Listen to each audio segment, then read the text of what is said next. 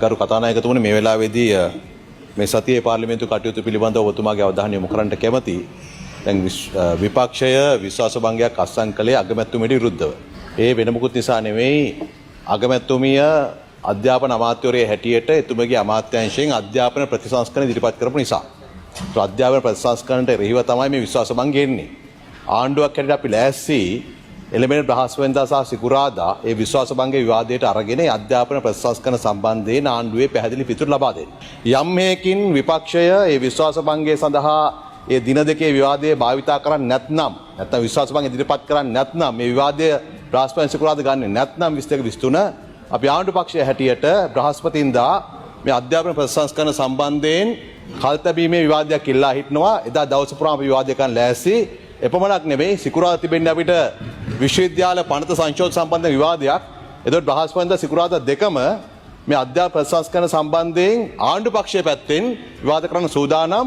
විපක්ෂය ඒ දවස් දෙක විශ්වාස භංගයට ගත්තේ නැතත් අපි ලෑස්ති ඒ දවස් දෙක සම්පූර්ණයෙන්ම අධ්‍යාපන ප්‍රතිසංස්කරණ වෙනුවෙන් මේ විවාදය පවත්වන්න. විපක්ෂ නායකතුමා ගරු කතානායකතුමනි ගරු නලින්ද ජයතිස්ස මැතිතුමා ඉදිරිපත් කරපු කාරණාව පිළිබඳව මටත් ප්‍රතිචාර දක්වන්නට අවස්ථාව ලබා දෙන්න. ගරු කතානායකතුමනි විශේෂයෙන්ම විශ්වාස භංගයක් ඉදිරිපත් කරන ක්‍රියාවලියක් තිබෙනවා. අනුගමනය කළ යුතු කාර්යපටිපාටියක් තිබෙනවා. ඒක ආණ්ඩු ක්‍රම ව්‍යවස්ථාවේ ඉතාමත් පැහැදිලිව සඳහන් වෙනවා. විශ්වාස භංගයක් ඉදිරිපත් කිරීමේ ඒ අයිතිය අපිට තිබෙනවා. කාලය, වේලාව, ස්ථානය මේ සියල්ලක්ම තීන්දුව කරන්න. ඒක තීන්දුව කරන්නේ ආණ්ඩුව නෙවෙයි.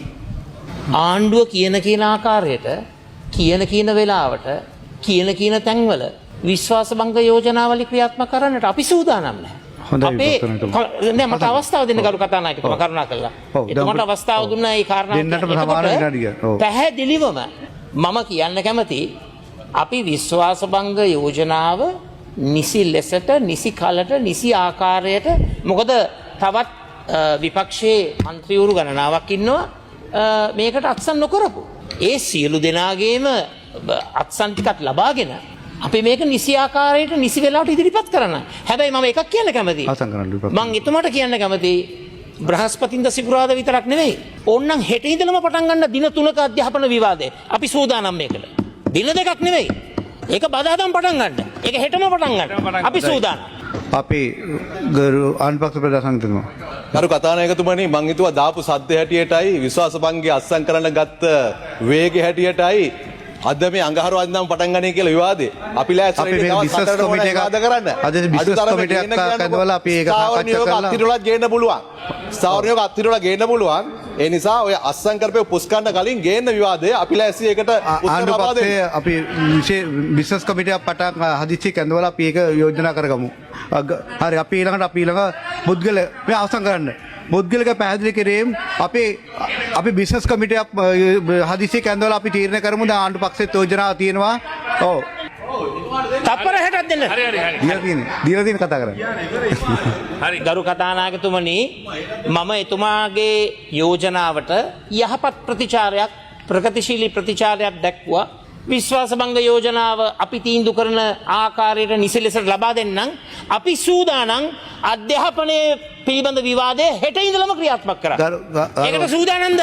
ආණ්ඩු පක්ෂ ප්‍රධානමන්ත්‍රී ඒගොල්ලම ගෙනාවු ගරු කතානායකතුමනි ඒගොල්ලොම ගෙනාවා දිට්වා සුලකුණාටුව සම්බන්ධයෙන් නොවැම්බර් 12 ඉඳන් නොවැම්බර් 27 දක්වා වෙච්ච ක්‍රියාවලිය ගැන විවාදයක් ඕනෑ කියලා. දැන් ඒක එපා නම් හෙට ලෑස්ති නම් අධ්‍යාපන ප්‍රතිසංස්කරණ සම්බන්ධ විවාදයට හෙට ලෑස්ති ඕගොල්ලෝ තීන්දුව කරන්න දිට්වා ගැන කතා කරනවද අධ්‍යාපන ප්‍රතිසංස්කරණ ගැන කතා කරනවද කියලා. හරි විපක්ෂ නායකතුමා. ගරු කතානායකතුමනි දිත්වා සුලිකුණාටුව පිළිබඳව රජයේ අකාර්යක්ෂම වැඩපිළිවෙල පිළිබඳව සාකච්ඡාවටත් විවාදයටත් අපි සූදානම්. අධ්‍යාපනය පිළිබඳව විවාදයටත් සූදානම්. මේ සම්බන්ධයෙන් අපි බිස්නස් කමිටුවක් ඒ සඳහා මේ සතියේ සැසිවාරය බිස්නස් කමිටුව සාකච්ඡා කරමු. හදිසි බිස්නස් ලෑස්ති කරගන්න අපි සූදානම්. බිස්නස් කමිටුවක් අපි දෙකටම සූදානම්. අපි එකගමු. පෞද්ගලික